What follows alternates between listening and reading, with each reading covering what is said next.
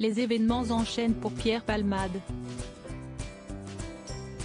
Tout juste sorti l'hôpital de Melun, en Seine-et-Marne, l'humoriste de 54 ans avait pris la direction du tribunal ce vendredi 17 février, rapportait BFM TV.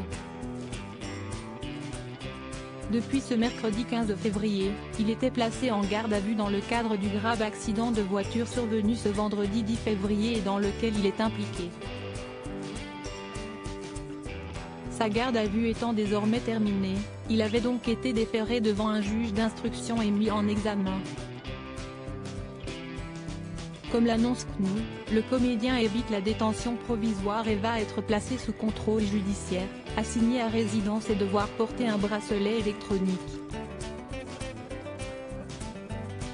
Si est-il lors d'une audience à huis clos que le juge des libertés et de la détention a annoncé cette décision. Pour rappel, le 10 février dernier, Pierre Palmade a été impliqué dans un terrible accident de la route. Alors qu'il se trouvait au volant de sa voiture, en Seine-et-Marne, il s'est déporté sur la voie de gauche, percutant de plein fouet un autre véhicule.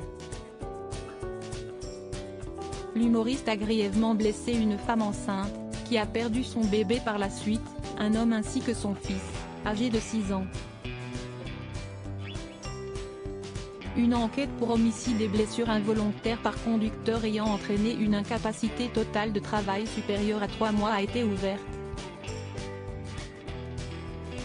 Les analyses toxicologiques ont également permis de révéler que l'ancien acolyte de Michel Larocque était sous l'emprise de cocaïne et de médicaments de substitution au moment du drame.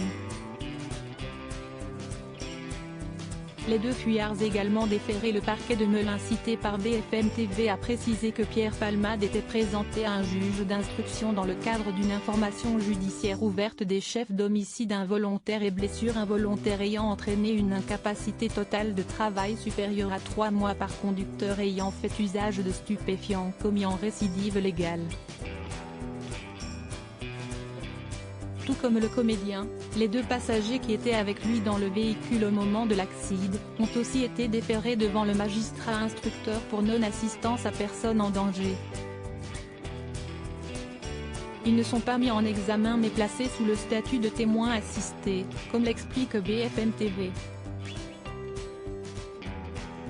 Les deux hommes sont notamment accusés d'avoir pris la fuite avant l'arrivée des secours.